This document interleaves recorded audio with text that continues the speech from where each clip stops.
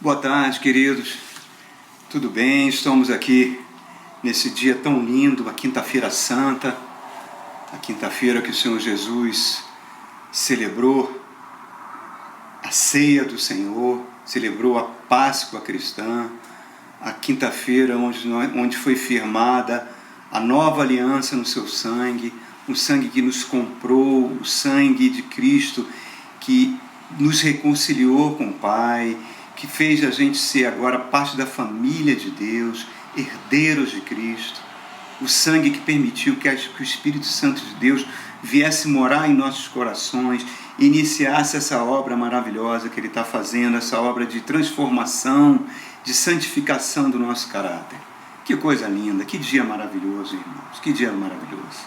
E nós temos falado aí sobre ansiedade, nós temos abordado esse tema, que é um tema que infelizmente está muito em voga pelo momento que nós estamos vivendo hoje, um momento que é um momento de angústias, né? Um momento de tempos complicados, um momento onde um inimigo invisível trouxe desemprego, trouxe morte, trouxe um freio na economia mundial, um inimigo que não escolhe lugares para penetrar, que entra em todos os lugares, que entra na casa do rico, que entra na casa do pobre, e esse inimigo traz morte, traz angústias, que é esse vírus triste que tem assolado a humanidade. Então, isso tem trazido muitas preocupações sobre o futuro. Nós temos vivido tempos angustiosos. Como foi angustiosa essa última semana de Jesus? Desde o momento do domingo passado, quando ele entra com aquela homenagem linda das pessoas, colocando suas vestes, seus ramos no chão, ele montado num jumentinho, entra no domingo de Ramos, 5 dias se passam, 5 dias, milhares de fake news da época, né? Começaram a ser bombardeadas em cima do povo e levou aquele povo que prestou uma homenagem, que prestou uma adoração ao Cristo, na sexta-feira pedir a sua morte. Tempos de fake news, tempos de mentira, tempos de hostilidade. Foi isso que Jesus viveu na última semana, de segunda-feira até a sua paixão, que vai acontecer amanhã, na sexta-feira santa. Por que isso aconteceu? Porque ele confrontou um sistema apodrecido, irmãos. Um sistema muito parecido com o sistema dos dias de hoje. Um sistema as pessoas que se diziam religiosas diziam que estavam cumprindo a vontade de Deus, e aos olhos de Deus não estavam. Porque o próprio Filho de Deus, munido de um chicote, entra dentro do templo de Deus, do templo de Jerusalém, que era o lugar máximo de adoração, e derruba as mesas, derruba as mesas dos cambistas, e diz para aquelas pessoas que estavam dentro do templo que elas tinham transformado a casa de Deus num covil de ladrões. Como é parecido com hoje em dia, irmãos, os embates que Jesus travou. Travou embates duríssimos contra os representantes de Deus. Todos os dias o Evangelho narra que de segunda até a quinta-feira foram embates duríssimos com aquelas pessoas que se achavam os representantes de Deus.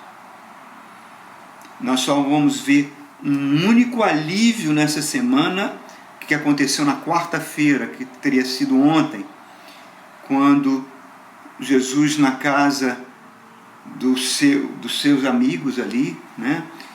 Na casa de Maria, na casa de Marta, diz que era também a casa de Simão, um fariseu, um leproso. Há uma certa dúvida com relação a isso, mas o fato não importa. Maria, ela pega todas as suas economias e compra um vaso de perfume caríssimo, que não tinha algo assim, com um preço extremamente absurdo de caro, derrama aquele perfume sobre a cabeça de Jesus e fica toda a sala impregnada com aquele cheiro, com aquele aroma maravilhoso, numa homenagem que ela estava fazendo, numa homenagem de amor a Jesus. E os amigos de Jesus, aquelas pessoas que se diziam discípulos de Jesus, começam a brigar com aquela mulher, dizendo que ela tinha cometido um desperdício. O que é um desperdício? Desperdício é quando você gasta muito dinheiro com uma coisa que não vale a pena. Desperdício é quando você gasta muito do seu tempo com alguém que não merece o seu tempo. Olha que palavra dura, irmãos. Eles que andaram 3 anos com Jesus, eles viram os milagres de Jesus, eles viram o amor de Jesus, e nessa semana, ele passando por todo esse conflito, por todo esse ambiente de tensão, ele, nesse momento que ele recebe um gesto de carinho, um gesto de amor, ouve os seus amigos, os seus discípulos dizerem que ela estava desperdiçando aquele dinheiro na compra daquele perfume com Jesus. E foi a última noite que Jesus teve uma noite de sono, porque na quinta-feira ele seria completamente abandonado pelos seus discípulos. Ele reuniu os seus discípulos num lugar chamado Cenáculo para celebrar o que nós conhecemos como a última ceia, um lugar onde ele reúne, ele vai celebrar a ceia pascal, ele vai levantar o cálice e vai dizer que é o sangue da nova aliança. E nesse momento que ele está celebrando, o ambiente era um ambiente, os evangelhos eram um ambiente de tensão. Muitos dos seus discípulos estavam frustrados, porque Jesus estava anunciando que ia morrer. E eles começam a sentir uma tristeza, uma decepção, mas Jesus esperava da parte deles receber um pouco de amor, um pouco de carinho, receber apoio. Ficou 3 anos com eles, e ao invés disso eles começam a bater boca um com os outros para dizer que quem no reino de Jesus seria o maior. Qual deles teria uma maior importância? Olha que coisa, irmão. No dia anterior já tinham dito que tinham desperdiçado aquele perfume em cima de Jesus. Agora falam isso para ele. E Jesus está falando, olha, eu vou ser abandonado por vocês. E nesse momento o apóstolo Pedro, no meio dessa discussão de quem era o maior, Jesus afirmando que ia ser abandonado por eles, Pedro se levanta e fala, eu nunca vou te abandonar. Todos esses aqui podem te abandonar. Eu nunca te abandonarei. Aí Jesus olha para Pedro com um olhar de compaixão e fala, Pedro, você não se conhece. Você não sabe quem você é. Hoje mesmo Satanás pediu ao meu Pai para peneirar você. E eu roguei ao Pai para que te poupasse. E amanhã, Pedro, quando o galo cantar 2 vezes, você vai me negar 3 vezes que me conheceu. Olha, irmãos, olha que ambiente que estava na mente, no coração desses amigos de Jesus. Jesus, nós podemos ler aqui nesse capítulo de João 13, no verso 33, ele fala uma frase fantástica. Ele fala assim, olha só, a minha paz vos dou, a minha paz vos dou.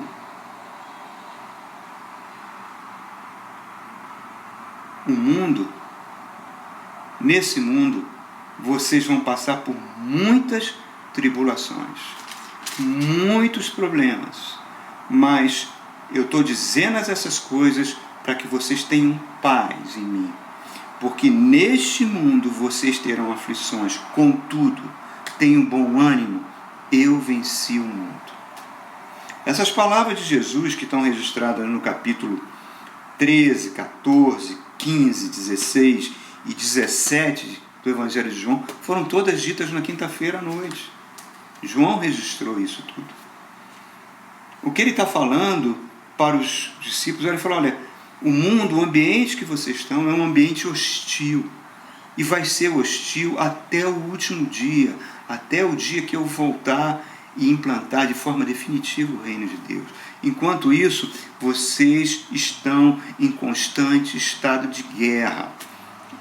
O apóstolo Paulo falou que nós estamos num estado constante de guerra contra forças espirituais que dominam este mundo tenebroso. E nesse cenário ali que Jesus está conversando com os discípulos, dando essas lições preciosas, preparando o coração deles para a partida dele, Jesus se levanta, pega uma bacia, pega uma toalha e começa a lavar. Se ajoelha no chão, aqueles homens rudes, com os pés cheios de barro, de poeira, e Jesus começa a lavar os pés de cada um daqueles discípulos, numa atitude que só era feita por escravos. Só nas casas que tinham escravos, quando o dono da casa chegava, o escravo se ajoelhava com uma bacia e lavava os pés dos donos. Aquela atitude de Jesus chocou os discípulos. Pedro falou, não faça isso, Senhor. E Jesus falou, se você não deixar eu fazer isso, você não tem parte comigo. E depois que ele lava os pés dos discípulos, ele levanta, vocês entenderam o que eu fiz? Lavou o pé até de Judas, que ia traí-lo. Vocês entenderam o que eu fiz? Vocês me chamam de mestre e de Senhor, e eu sou. Mas eu fiz isso para que vou dar o exemplo para vocês.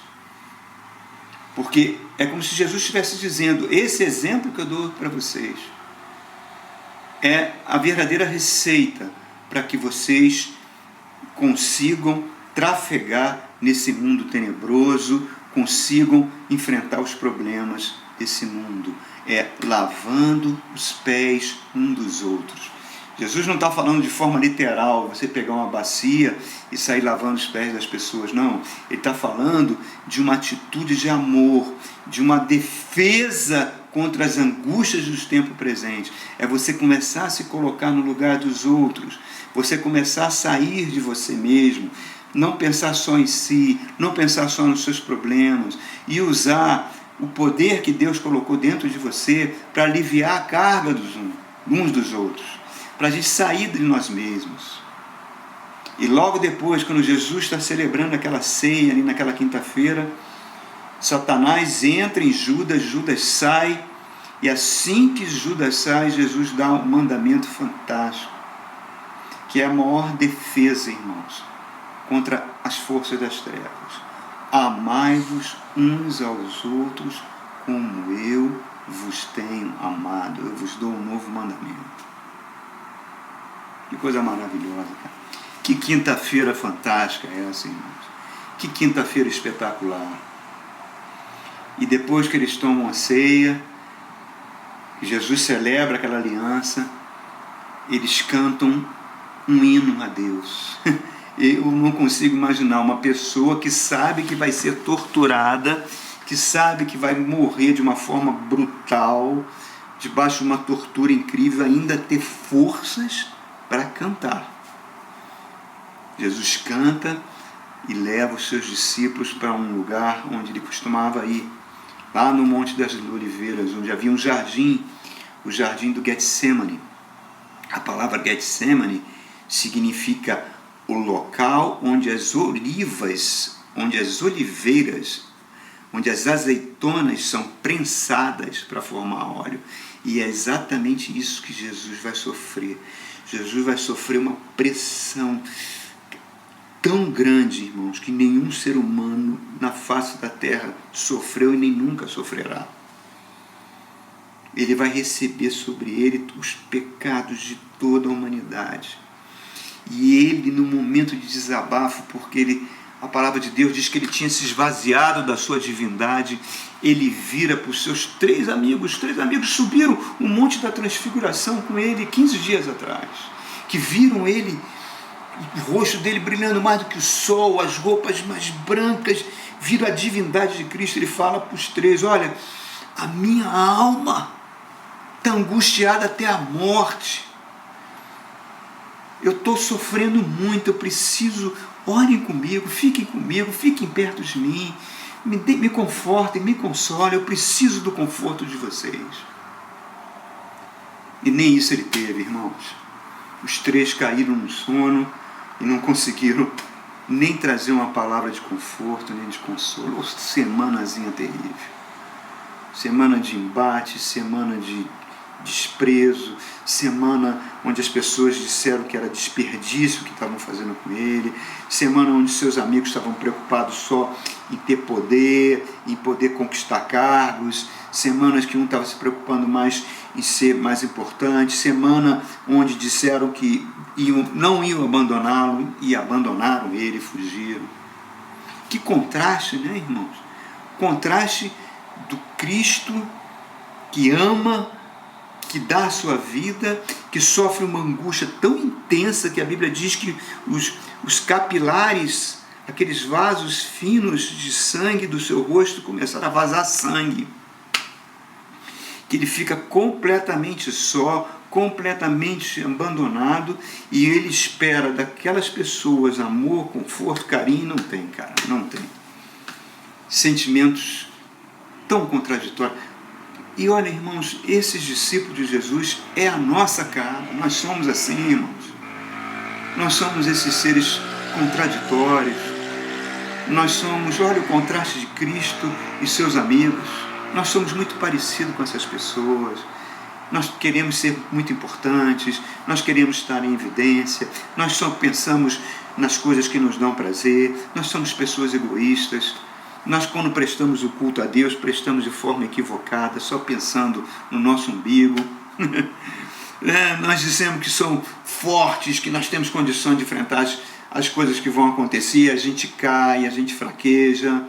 Nós somos muito rápidos em julgar, em condenar e apontar o dedo do pecado do irmão, em condenar atitudes que os irmãos tomam e dizer que essas pessoas estão desperdiçando seu tempo, seu dinheiro, seu amor. Ufa! Como nós somos parecidos com esses discípulos de Jesus. Meu irmão. Essa semana eu estava lendo, eu gosto de ler o UOL, eu gosto de ler algumas coisas da Folha de São Paulo, eu gosto de ler alguns comentários, e estava ali um comentário interessante, escrito por aquela autora que escreveu os livros do Harry Potter, a Rowling, né, aquela senhora inglesa, onde ela estava condenando em Londres os coachings, né, aquelas pessoas que cobravam por palestras milionárias para ensinar as pessoas a serem vencedoras, a terem motivação para vencer, superar. Esses coachings estavam chamando as pessoas que estavam em casa, em quarentena, cuidando umas das outras, de perdedores, irmão. Você consegue acreditar num negócio desse? De perdedores, porque não estavam investindo tempo para crescer, para fazer cursos, para aprender coisas. E a Rowling fala, não. Essas pessoas estão em casa, cuidando uma das outras, com seus medos, com suas angústias, porque todos nós somos seres muito frágeis. E Jesus falou isso para a gente. No mundo teremos problemas, porque somos pessoas frágeis. E por que nós somos frágeis? Porque a nossa natureza é pecaminosa, irmãos. E porque nós estamos num mundo que é dominado por forças espirituais terríveis, poderosas, organizadas, que tem uma hierarquia espiritual extremamente organizada, que trabalham por meio de ciladas, e ciladas que são invisíveis, que eles vêm para roubar, matar e destruir. Por isso que nós vamos passar por tribulações, por isso que Jesus nos alerta, passaremos por tribulações, mas tenham bom ânimo, porque eu venci o mundo. E nessas palavras que ele diz, nesses capítulos do Evangelho de João, que ele fala hoje, quinta-feira, ele fala, não vos deixarei órfãos, enviarei para vocês o Espírito da promessa, o Consolador, o Confortador. Ele vai ministrar no corações de vocês, ele vai ministrar o poder de Deus em vocês, e vocês vão crescer, vão vencer o mundo como eu venci. Que coisa linda, que promessa maravilhosa, que só foi possível depois que Cristo ressuscitou de um domingo de Páscoa. É como se Jesus estivesse falando para mim e para você, nós não somos mais meninos, não somos mais crianças, não somos mais bebês na fé. Nós temos que avançar, nós temos que crescer.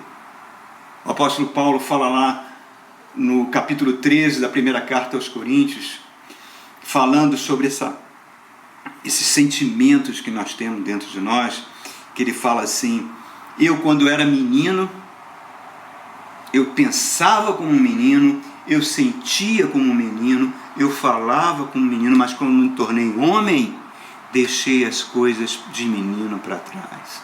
O que ele está dizendo é o seguinte, ó: eu não permito que a minha infantilidade, que a minha visão infantil sobre a vida, que a minha visão infantil sobre o mundo prevaleça.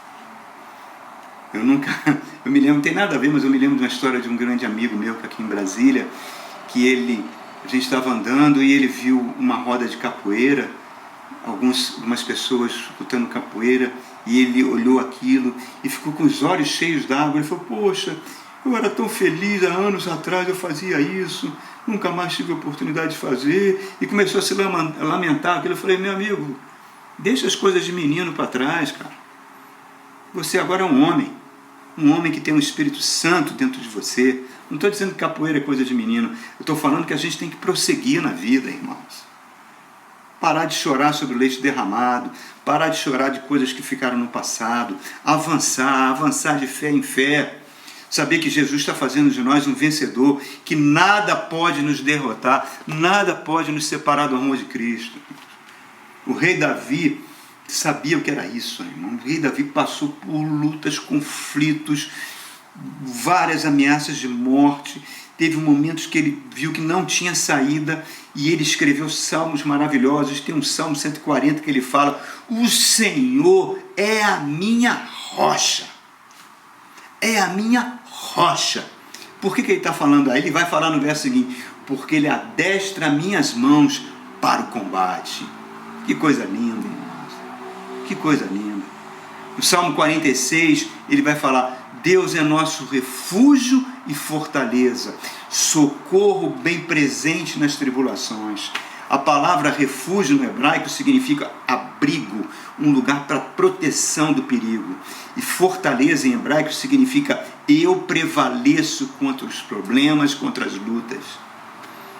É como se o salmista falasse: Deus é poderoso para nos preservar, para nos proteger de qualquer perigo que estiver ao redor, de qualquer vírus que estiver ao redor, de qualquer cilada do diabo que estiver ao redor. Quando tudo ao nosso redor parece estar ruindo, Deus é a fortaleza que vai nos comunicar a sua força, vai nos proteger, mas Ele nos protege não para, como é que eu posso dizer, não é para nos mimar, para que a gente seja aquele bebezinho, aquela criancinha que fica falando assim: por que Deus permitiu isso? Por que Deus permitiu o Covid? Por que Deus permitiu isso? Então, isso é palavra de criança, irmão. Um crente que fala um negócio desse, eu fico perguntando: meu irmão, que igreja você é? Qual é a palavra que está te alimentando? Isso é palavra de bebê na fé, irmãos. Jesus nunca prometeu um mar de rosas. Jesus sempre falou que a gente ia enfrentar lutas. Deus nos guarda, Deus nos fortalece, nos protege, não para que a gente fique uma criança mimada, mas para que a gente volte para a vida com as nossas responsabilidades, enfrentando os perigos, sabendo que nós não estamos sozinhos, vamos superá-los. É Moisés orando. Quando ele vê os exércitos de Faraó se aproximando, o exército mais poderoso da terra se aproximando para dizimar o povo de Israel, aquelas mulheres, velhinhas, crianças, completamente indefesos. Moisés sente medo, Moisés sente angústia, se ajoelha e começa a orar, e Deus fala com ele: ô Moisés, por que você está orando aí, rapaz? Levanta, marcha com o povo, e você vai ver a vitória que eu vou dar para vocês. É a mesma coisa, irmãos. É a mesma coisa. Irmãos, eu trabalho num ambiente acadêmico da Universidade de Brasília e eu convivo com muitas pessoas que não creem em Deus. E eu tenho para elas o Salmo 53, que fala o seguinte: o tolo diz em seu coração: Deus não existe. E Deus olha do céu para os filhos dos homens para ver se encontra alguém que tem entendimento no seu coração. Porque somente um tolo sem esperança pode falar isso, irmãos. Eu termino essa meditação da Quinta-feira Santa, a quinta-feira do Lava os Pés, a quinta-feira da Última Ceia, a quinta-feira que antecedeu a cruz do Calvário, lendo uma passagem sobre os heróis da fé. Sobre os heróis da fé, homens e mulheres fracos, homens e mulheres que não tinham força em si mesmos, mas que marcharam contra as dificuldades da vida e superaram. Eu vou ler 2 versos que está na Epístola aos Hebreus, no capítulo 11, o verso 33 e 34, falando dos heróis da fé. Homens e mulheres, que nem a gente, cara, que nem a gente, assim, os quais pela fé conquistaram reinos, praticaram a justiça, alcançaram o cumprimento de promessas, fecharam a boca dos leões, apagaram o poder do fogo, escaparam do fio da espada, da fraqueza tiraram força, tornaram-se poderosos na batalha e puseram em fuga exércitos estrangeiros. Como é que esses camaradas fraquinhos botaram exército em fugas? Como é que eles escaparam do poder do fogo? Como eles conseguiram escapar da espada dos inimigos? Como? A Bíblia diz, foi porque da fraqueza tiraram forças. É o apóstolo Paulo falando, pedindo ao Senhor para tirar aquele espinho na carne, aquele mensageiro do diabo que esbofeteava dia e noite. E Jesus fala para Paulo, não vou tirar, Paulo, não vou, porque o meu poder vai se aperfeiçoar na sua fraqueza.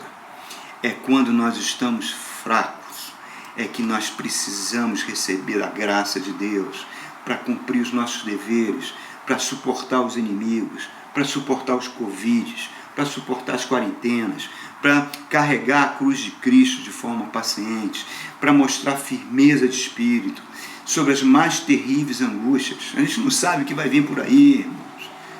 Não importa o que venha, Deus é conosco. Vamos lavar os pés uns dos outros. Vamos ajudar a cada um a suportar as cargas. E fica para você, fica para mim, a palavra que o apóstolo Paulo escreveu em despedida, pouco antes de ser decapitado na prisão. Ele escreveu para Timóteo, Timóteo, sofre comigo como um bom soldado de Cristo. Que coisa linda!